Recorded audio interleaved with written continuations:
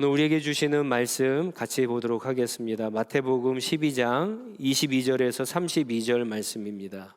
그때 사람들이 귀신이 들려서 눈이 멀고 말을 못하는 사람 하나를 예수께 데리고 왔다. 예수께서 그를 고쳐주시니 그가 말을 하고 보게 되었다.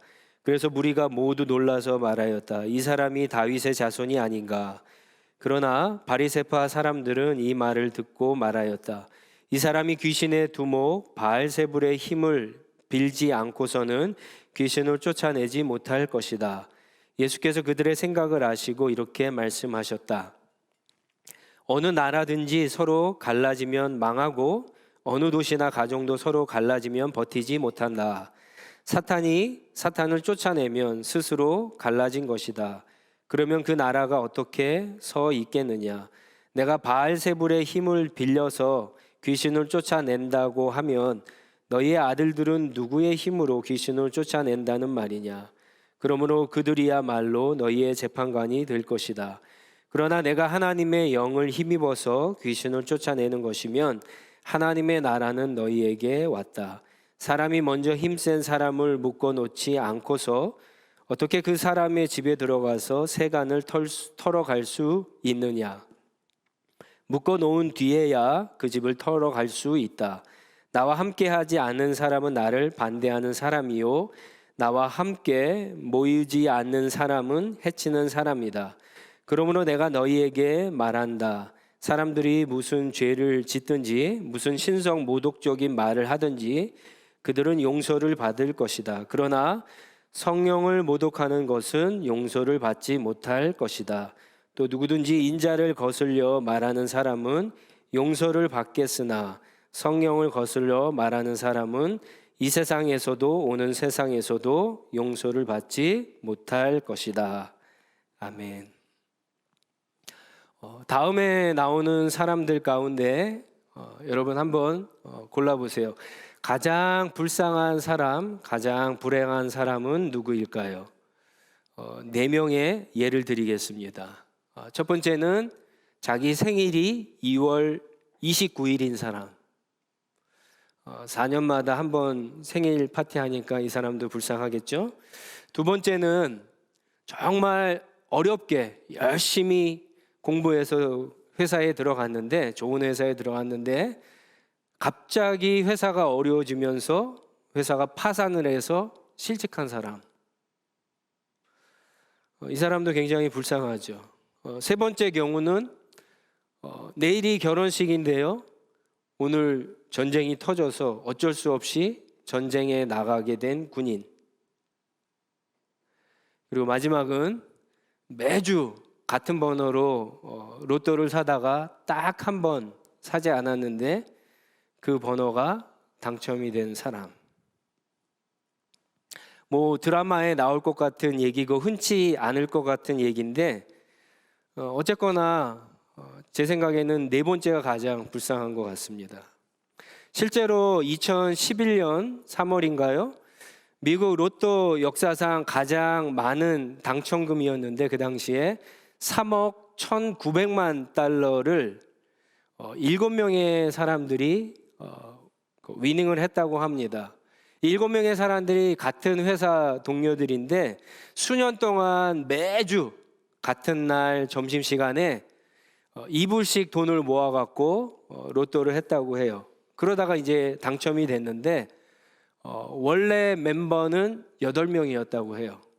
그런데 한 명이 자기 생각에는 이번 주는 안 될 것 같다고 필링이 좋지 않다고 사지를 않아서 7명만 당첨이 됐다고 합니다. 그 기사에 보면은 그 다음날 7명은 전원 다 회사를 그만두었다고 합니다. 딱 한 번 하지 않았는데 하필이면 그날 당첨이 된 거죠. 정말 불쌍하고 불행한 사람인데 성경에는 이 사람보다 더 불쌍하고 불행한 사람이 있습니다. 누구냐? 하나님께 용서를 받을 수 없는 사람입니다. 하늘보다 넓고 바다보다 넓은 그런 사랑과 은혜의 하나님께 용서를 받을 수 없는 죄를 지은 사람, 이런 사람이야말로 가장 불행하고 불쌍한 사람입니다. 이런 사람이 있어요. 오늘 말씀 31절, 32절에 보니까 사람들이 무슨 죄를 짓던지 심지어 신성 모독적인 말을 한다고 할지라도 용서를 받는데 딱 한 가지 용서받을 수 없는 죄가 있다고 하죠. 바로 성령을 모독하는 죄. 성령과 거슬러서 말하는 사람은 용서를 받을 수 없다라고 그렇게 예수님이 말씀하십니다. 모든 죄가, 세상의 모든 죄가 다 용서받을 수 있는데 딱 한 가지, 성령을 모독하는 죄 혹은 성령을 회방하는 죄는 용서를 받지 못한다 그래요. 그러니 이 사람이야말로 사실은 세상에서 가장 불행하고 불쌍한 사람이 아닐 수 없습니다. 도대체 성령을 모독하는 죄가 뭐길래 그 크신 하나님의 사랑과 은혜로도 용서를 받지 못하는 걸까? 오늘 본문에 보면 그 배경을 우리가 좀 볼 필요가 있는데, 어느 날 사람들이 귀신이 들려서 말을 하지 못하고 보지 못하는 사람을 예수님께 데리고 옵니다.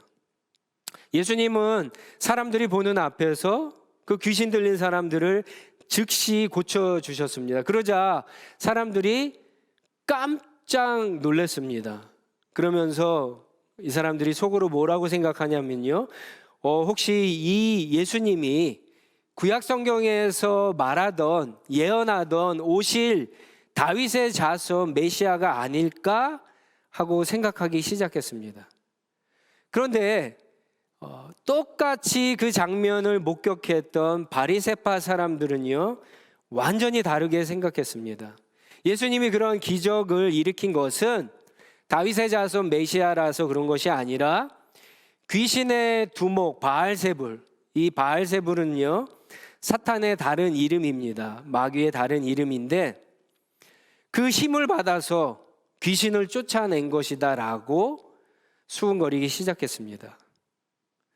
예수님은 이 바리새인들의 생각을 아시고는 이런 말씀을 이제 하시는 거예요. 한 나라가 있는데 그 나라가 둘로 갈라져서 싸우면 그 나라가 어떻게 된다고요? 망해버리잖아요. 가정 안에서 가족끼리 싸우면 그 가족이 편안할 수 있습니까? 행복하지 못하죠. 마찬가지로 사탄과 사탄의 부하 귀신이 서로 싸우면, 같은 편인데 싸우면은 어떻게 될까요? 사탄의 나라가 망하고 만다라고 하는 거예요.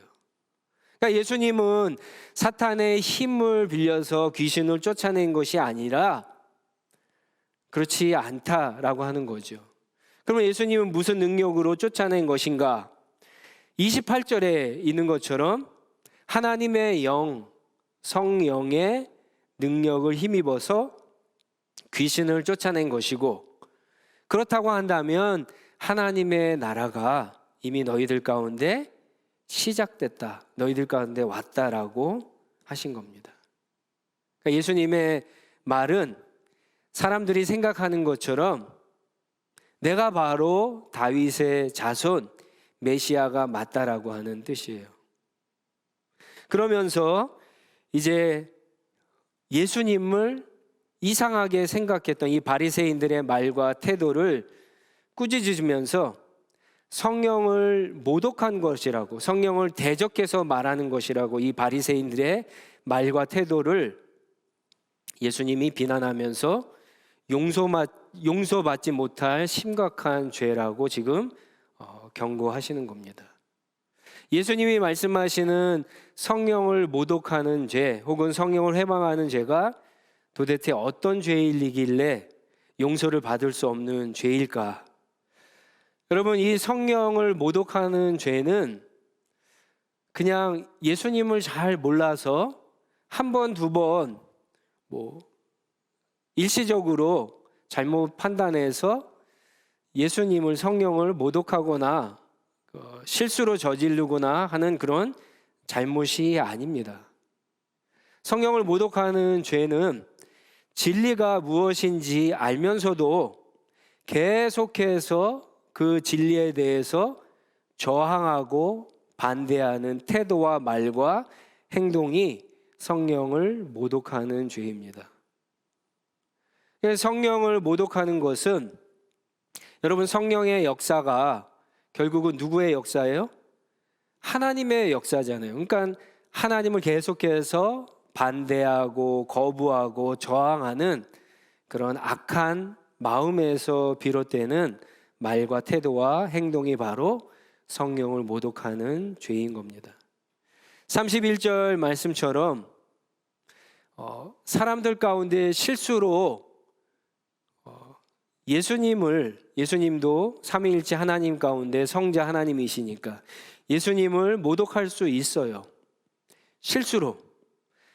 사실 그 당시에 많은 이스라엘 사람들이 예수님을 처음 봤을 때 그렇게 했어요. 예수님을 함부로 비난하고 무시했습니다. 함부로 대했어요. 그런데 예수님이 사역을 하면 할수록 어떻게 했죠? 예수님이 권위 있게 가르치실수록, 예수님이 기적을 행할수록 사람들이 어떻게 했습니까? 예수님을 믿기 시작했어요. 아, 저분이 다윗의 자손이구나, 저분이 메시아겠구나 라고 이렇게 믿기 시작했습니다. 오늘 이 귀신을 쫓아내는 기적을 직접 목격했던 사람들처럼 그러기 시작했어요. 그런데 이것은 사실은 굉장히 당연한 거거든요. 예수님도 일생을 이렇게 쭉 보면은 예수님이 기적을 행하실 때 그냥 사람들에게 놀라운 것을 보여주려고 기적을 행하시기보다는 그 기적을 통해서 예수님 자신이 누구인가를 보여주시고 알려주시고 믿게 하기 위해서 그렇게 기적을 행하실 때가 많거든요. 여러분들 아시는 것처럼 오병이어의 기적, 그렇죠? 오병이어의 기적도 그렇죠. 예수님이 물 위를 걸어가신 기적도 그렇고, 물로 포도주를 만드신 기적도 그렇고, 죽은 사람을 살리신 기적도 예수님이 누구이신가를 알려주기 위해서 행하신 그런 기적들입니다. 그래서 성경은 누구보다도 이런 기적들을 보면 결론이 어떻게 돼야 된다고요? 아, 예수님이 다윗의 자손이겠구나, 메시아일지도 모르겠구나, 이런 결론을 가져야 되는데, 문제는 이 본문에 나오는 바리새인들은 이 사람들보다도 성경을 너무나 잘 알고 있음에도 불구하고도 그런 결론을 내지 않았다는 거예요. 예수님이 그런 분인 것을 당연히 이 사람들보다도 먼저 알고 그렇게 인정하고 받아들여야 함에도 불구하고 이 바리새인은 그러지 않았다라는 거예요. 그게 실수일까요? 그게 몰라서일까요? 아니다라고 하는 거예요. 여러분, 어떤 사람이 암에 걸려 죽어가고 있습니다. 어느 날 정말 최고의 의사를 알게 되었어요. 그래서 그 의사가 일하는 병원에서 수술하려고 왔는데 아무리 기다려도 의사가 오지 않는 거예요. 계속해서 의사는 오지 않고 어떤 젊은 레지던트 하나가 와서 계속 체크업만 하고 가는 거예요. 하도 화가 나갖고 왜 담당 의사는 오지 않고 레지던트만 오냐고 그 젊은 레지던트한테 이야기하니까 이 레지던트가 하는 말이 자기가 담당 의사라고 하는 거예요. 여러분, 그때 두 가지 초이스가 있어요. 하나는 사과하고, 그렇죠? 아, 미안하다고, 내가 잘못 알았다고 사과하고 수술을 받으면 돼요. 근데 그러지 않는 사람들도 있어요. 알았잖아요. 그럼에도 불구하고 이런 병원이 다 있어 그러고 다른 병원으로 가는 사람이 있어요. 성령을 모독하는 사람이 바로 후자와 같은 사람들이에요. 바리새인들이 그렇다는 거예요. 예수님의 기적을 보면 성경을 조금이라도 아는 사람이면 예수님이 다윗의 자손 메시아가 아닐까 이런 결론을 내야 되는데 사실은 알고 있음에도 불구하고 그것을 인정하지 않고 믿지 않을 뿐만 아니라 오히려 반대로 성령의 역사임에도 불구하고 예수님이심에도 불구하고 하나님의 능력임에도 불구하고 그것을 받아들이지 않고 믿지 않고 인정하지 않고 그것을 결론을 내지 않는 사람들이 있다는 거예요. 이게 바리새인들이고 이게 성령을 모독하는 죄를 짓는 사람들입니다. 여러분, 마가복음 동일한 본문이 나와 있는 마가복음 3장 30절에 보면은 이 바리새인들은 예수님 보고 뭐라고 했냐면요, 악한 귀신에 쓰였다라고 그렇게 표현을 합니다. 예수님 보고 악한 귀신이 들려갖고 지금 귀신에게 조종당해갖고 지금 이런 능력을 행한다라고 그렇게까지 비난을 했습니다. 예수님을 비난하는 것뿐만 아니라 성령의 역사, 하나님의 능력을 비난한 거예요. 의도적으로 인정하지 않고 바로 삼위일체 하나님을 모독하는 거죠. 이게 성령을 모독하는 죄입니다. 왜 성령을 모독하면 왜 하나님께 용서를 받지 못할까요? 사도행전 2장 38절 말씀인데 사도행전 2장 38절 말씀인데 여러분 제가 읽어드릴 테니까 한번 잘 들어보세요. 베드로가 대답하였다. 회개하십시오. 그리고 여러분 각 사람은 예수 그리스도의 이름으로 세례를 받고 죄의 용서를 받으십시오. 그리하면 성령을 선물로 받을 것입니다. 이 구절뿐만 아니에요. 마가복음 1장 14절 15절 말씀도 그렇고요. 성경을 쭉 읽다 보면은 이런 말씀들이 많이 나오는데 성경은 하나님의 죄를 용서받으려면 우리가 무엇을 해야 된다라고 이야기합니까? 반드시 자기의 죄를 회개해야 되고 그리고 예수님을 믿어야 된다라고 이야기해요. 여기에는 어떤 죄도 어떤 죄인도 예외가 없습니다.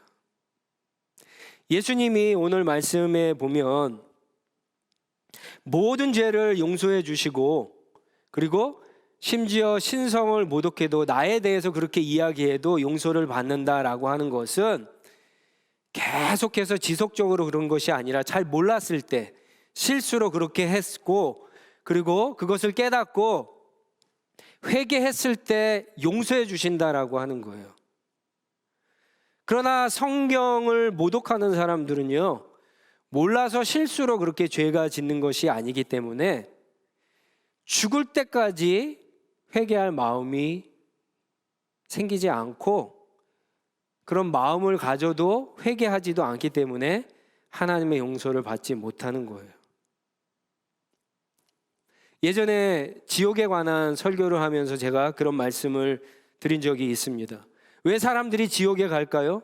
하나님이 잔인하기 때문에, 하나님을 믿지 않은 것 때문에 하나님이 그것을 복수하기 위해서 지옥을 만들고 나를 믿지 않았으니까 지옥에 보내시는 거라고 그렇게 말씀드렸습니까?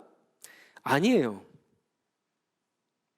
하나님의 사랑과 하나님의 은혜가, 하나님의 능력이 모자르거나 부족해서 지옥에 가는 것도 아니에요. 지옥에 가는 사람들은 자기가 스스로 선택한 거예요. 평생 하나님 없이 사는 것이 편했어요. 그게 좋았어요. 그러니까 죽어서도 하나님이 없는 지옥에 자기가 스스로 가는 거예요.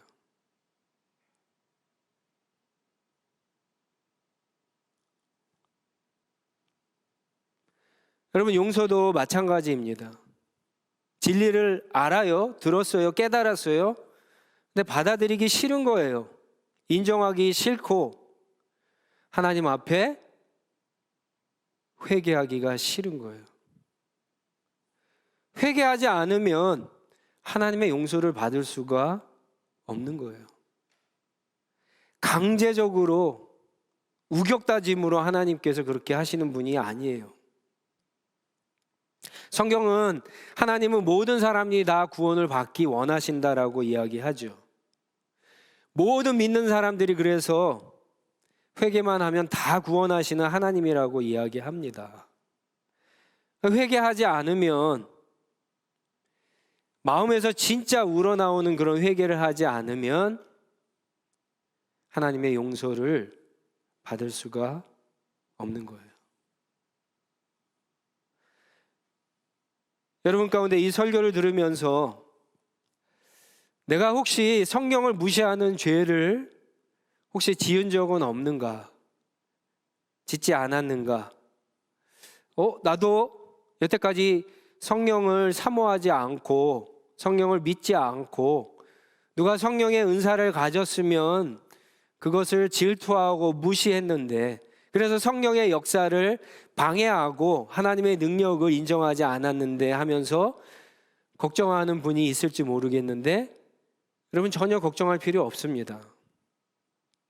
성령을 모독하는 사람들은요, 그런 생각조차 하지 않아요. 그런 생각조차 떠오르지 않아요. 그런 염려나 걱정을 하지 않아요. 그런 염려나 걱정을 한다는 것 자체가 여러분 마음 가운데 성령이 계시다는 거예요. 성령이 주시는 마음이에요. 그러니까 그런 적이 있으면 그것을 하나님 앞에 회개하고 이제부터 믿고 성령을 구하시고 하나님의 능력을 인정하고 그렇게 기도하면서 사시면 되는 거예요. 또 어떤 분들은 이런 생각하시는 분이 있어요. 내가 예수님 믿기 전에 내가 예수님 믿었던 누구누구 아무개 친구를 굉장히 무시하고 핍박했는데, 우리 가정 중에 가장 먼저 믿었던 아버지, 어머니, 동생을 그렇게 핍박을 했는데 나도 하나님의 역사를 무시했는데, 그렇죠? 나도 성령 하나님께 용서를 받을 수 있을까? 그런 분들도 전혀 걱정하지 않으셔도 돼요. 몰라서 그런 거잖아요. 그건 몰랐을 때.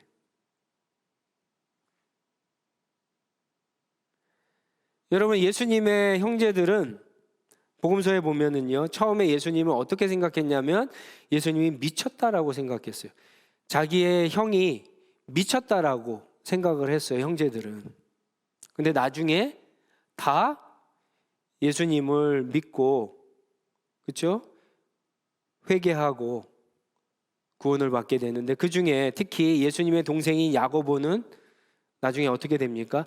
예루살렘 교회의 오늘날로 얘기하면 담임 목사님이 돼요. 그러니까 이제라도 혹시 그런 것이 생각이 나면 미안하다고 사과하고 회개하시면 돼요. 그러면 다 하나님의 용서를 누릴 수가 있습니다. 우리가 신앙생활을 하면서 성령을 모독하는 이 죄는 꼭 피해야 되는데, 여러분 세 가지를 꼭 기억하시기 바랍니다. 세 가지를 제안하고 적용하는데, 첫 번째는 나와 우리 공동체 안에 일어나는 성령의 역사를 무시하거나 그래서는 안 됩니다. 다시 말씀드리지만 성령께서 내 마음 가운데 어떤 생각을 주실 때가 있어요. 생각으로 말씀하실 때가 있어요. 그때 그 생각을 그냥 지나치거나 무시하면 안 됩니다. 이거 내가 할 수 있을까? 그런 생각이 들으셔도요, 하나님이 나에게 주신 말씀이야, 생각이야. 그러면 모두 함께 주세요. 기도하면 능력도 주시잖아요. 그렇죠? 그러니까 그걸 믿음으로 받으시고 계속 순종해서 살아가면은요, 성령께서 계속해서 우리 마음 가운데 말씀해 주시고 성령의 역사가 내 삶 가운데 계속해서 일어나는 거예요. 성령의 역사가 왜 일어나지 않습니까? 나한테 일어나는 성령의 역사를 내가 무시해서 그래요. 그리고 그것을 찾아가다 보면은요, 나에게 말씀하시는 내 생각, 내 마음 가운데 주시는 그 생각을 내가 순종하지 않기 때문에 성령의 역사가 계속 나타나지 않는 거예요. 교회 안에서, 공동체 안에서 다른 지체들을 향해서도 똑같습니다. 어떤 사람이, 어떤 지체가 성령의 은사를 가지고 열심히 일합니다.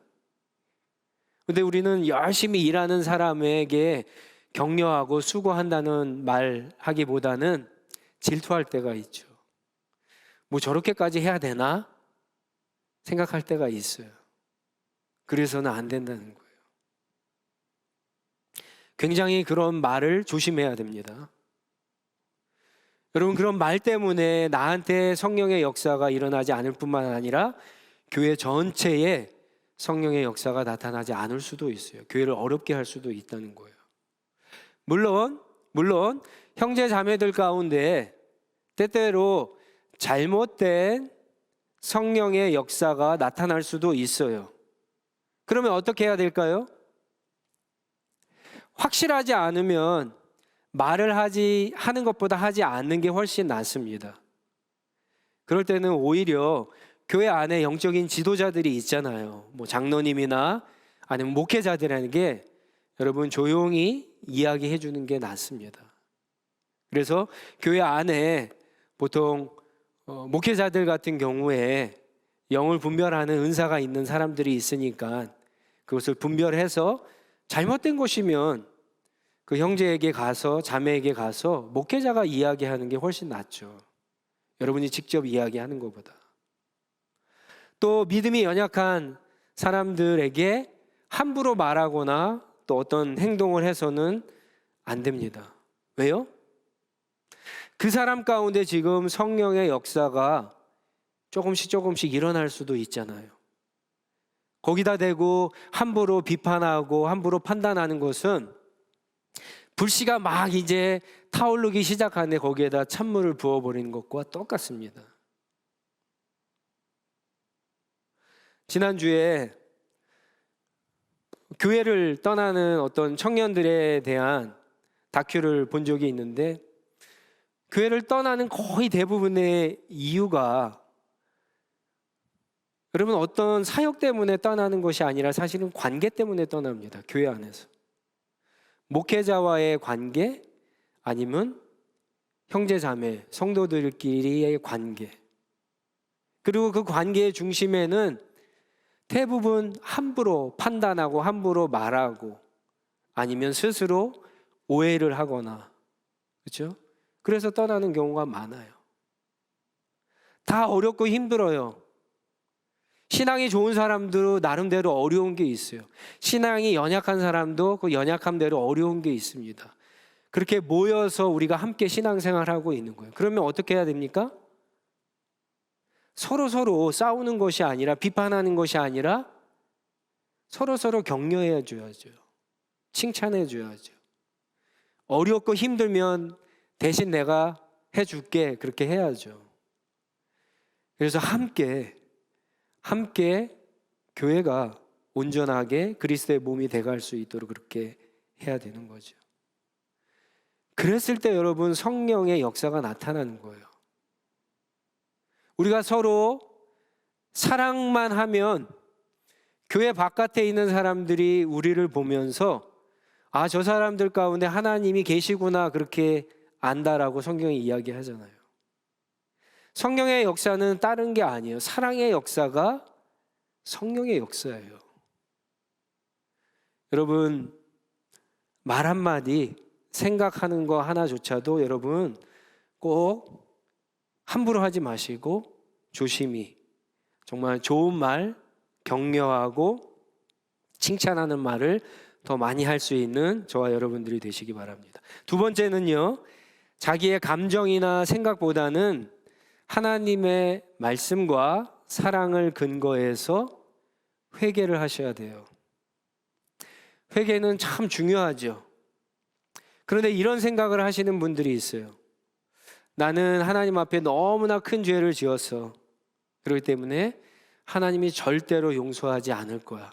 내 죄는 용서받지 못할 거야 라는 생각을 하시는 분들이 있는데, 여러분들이 다시 말씀드리지만 어떤 죄를 지었든지 간에 성경을 모독하는 죄를 제외하고는요, 어떤 죄를 지었든지 간에 어떤 사회적인 비판과 도덕적으로 윤리적인 죄를 지었든지 간에 하나님 앞에 진심으로 회개하면 용서받지 못할 죄는 아무것도 없다는 거예요. 그리스도의 십자가의 완전성, 충분성은 모든 허다한 죄와 허물을 다 덮습니다. 믿으세요? 여러분, 그걸 믿으셔야 돼요. 그걸 믿지 않으면 우리가 어떻게 신앙생활을 하냐면요, 신앙생활 하다가 내 감정, 내 기분에 요번에 또 죄를 지었는데, 내가 회개하다가 또 죄를 지었는데 요번에는 하나님께서 용서해 주시지 않을 거야 라고 생각을 하는 경우가 있어요. 그래서 회개 자리에 나가지 않는 그런 사람들이 있는데, 그렇지 않습니다. 70번씩 7번이라도 70번씩, 그렇죠? 그 이상 계속해서 하나님 앞에 진심으로 용서를 구하면 하나님은 다 용서해 주십니다. 어떤 내 생각이나 내 감정에 따라서 그렇게 신앙생활을 하는 게 아니라 오늘 주신 말씀 근거에서 모든 죄를 용서해 주신다고 하셨잖아요. 진심으로 회개하면, 예수님을 믿으면, 이 말씀의 근거에서, 그리고 우리가 100% 알지는 못하지만 조금 아는 그 하나님의 사랑, 여러분이 경험한 하나님의 사랑이 어떤 사랑이에요? 아무것도 아닌 나, 벌레만도 못한 나, 진짜 먼지보다도 못한, 티끌보다도 못한 나의 죄를 용서하시기 위해서 하나님의 아들 예수님이 십자가에서 죽으셨잖아요.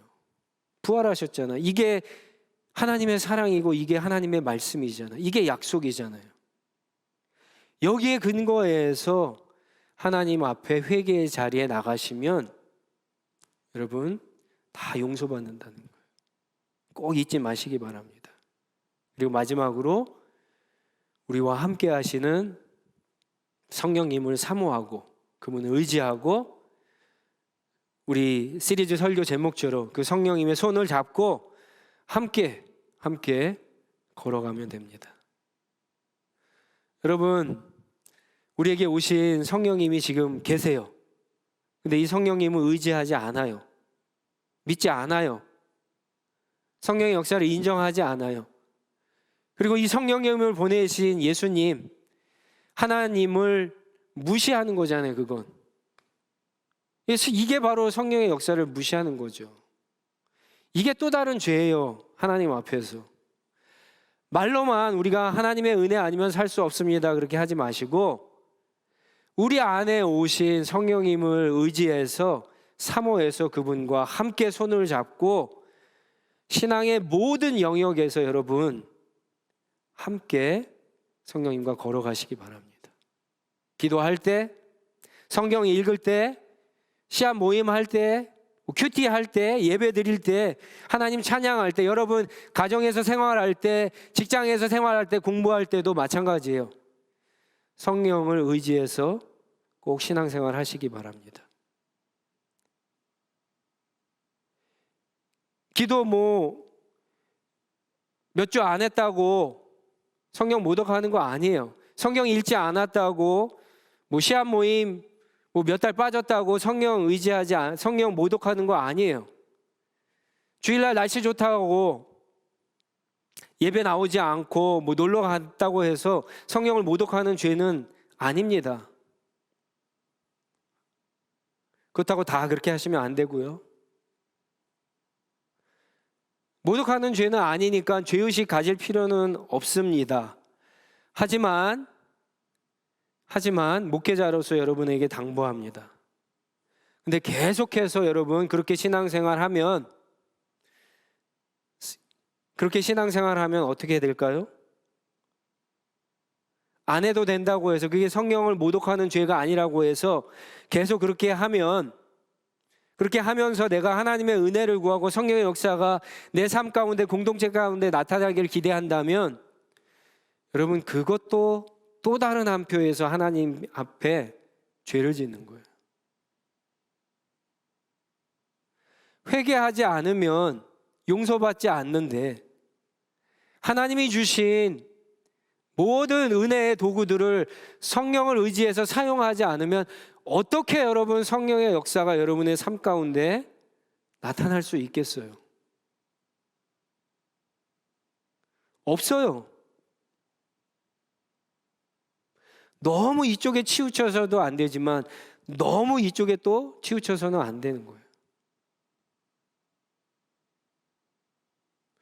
신앙생활 하다가 상처받을 수 여러분 있습니다. 목사는 상처 안 받을까요? 목사도 받아요.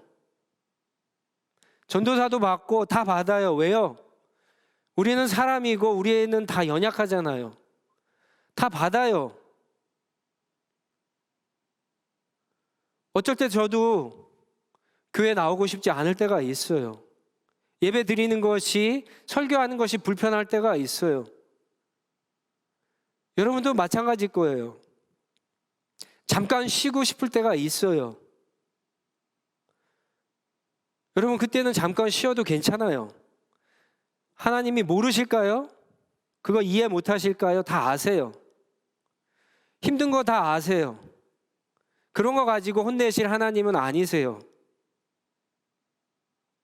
그러니까 우리 형제 자매들이 열심히 하다가 지쳐서 번아웃 돼갖고 힘들면, 상처받아 어려우면, 그래서 모임에 나오지 않고 예배에 빠지면 그거 가지고 뭐라고 하면 안 돼요.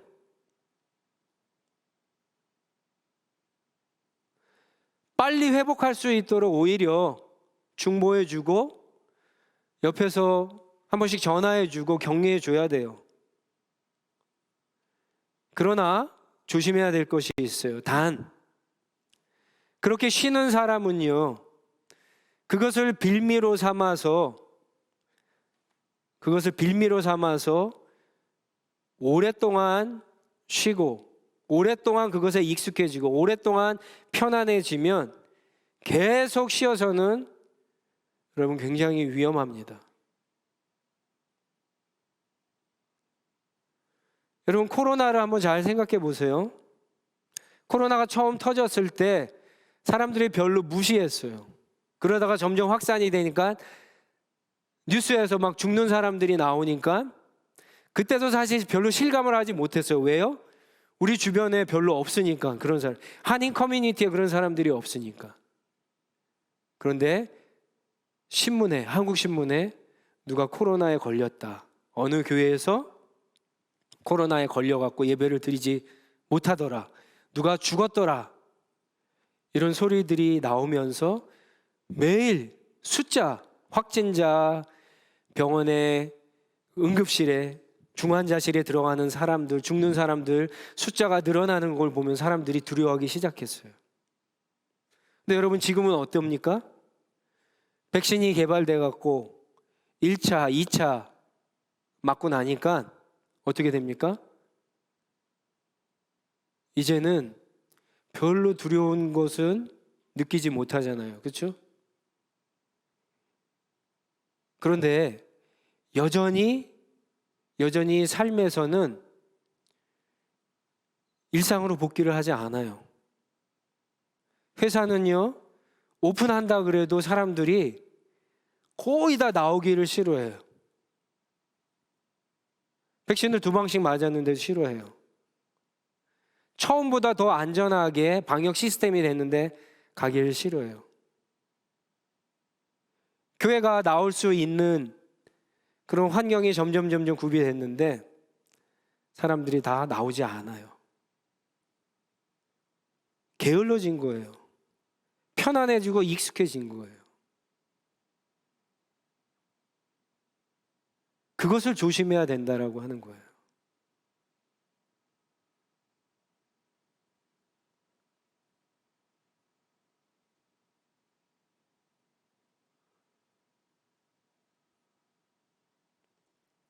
오늘이 성령과 손잡고 걷기 시리즈 마지막인데, 오늘 시리즈 설교를 마무리하면서 여러분에게 마지막으로 부탁드립니다. 내가 성장하는 것, 그리고 우리 공동체가 하나님이 기뻐하시는 모습으로 성장하는 것, 거기에는 반드시 하나님이 보내주신 성령의 도우심이 있어야 돼요. 성령의 역사가 반드시 있어야 됩니다. 성령님은 그것 때문에 오셨고, 하나님은 그 일을 하라고 성령님을 우리 가운데 보내주시고, 성령님은 우리 가운데 떠나지 않는 거예요. 이게 하나님이 성령을 보내주신 이유고, 하나님이 우리에게 가장 성령을 통해서 원하시는 거예요. 그럼 여러분, 우리가 어떻게 해야 됩니까? 기도해야죠. 우리가 하나님 앞에 기도하는데 우리의 기도가 하나님이 싫어하시는 것이면 아무리 기도해도 하나님이 들어주지 않지만, 하나님이 원하시는 거 기도하는데 하나님이 왜 안 들어주시겠어요? 성령께서 우리 가운데 역사하지 않는 것은 결국은 우리가 기도하지 않은 거예요. 하나님이 원하셔서 성령을 보내주시고 하나님이 원하시는 기도를 한다면 그 기도를 들어주셔요. 기도하시기 바랍니다. 저와 여러분, 한 사람 한 사람 가운데 성령이 동행하시고, 성령이 우리 안에 계실 때 의의 길로, 진리의 길로, 생명의 길로 인도하실 뿐만 아니라, 시리즈 설교 때 다 이야기하지 못했지만 우리에게 꿈을 주세요. 비전을 주세요. 여러분 가운데 비전이 없는 사람들이 있죠? 성령이 없다라고 하는 증거예요. 성령이 함께 하시지 않는 증거예요. 성령이 여러분 가운데 함께 하시면 비전을 주세요. 비전을 왜 주세요? 하나님의 영광을 위해서 비전을 주시는 거예요. 그 인생이 의미가 있는 인생이 되기 위해서. 그리고 비전만 주세요? 아니에요. 그 비전을 이룰 수 있도록 여러분의 은사도 주시고, 지혜도 주시고, 믿음도 더해 주시고, 능력도 주시는 거예요.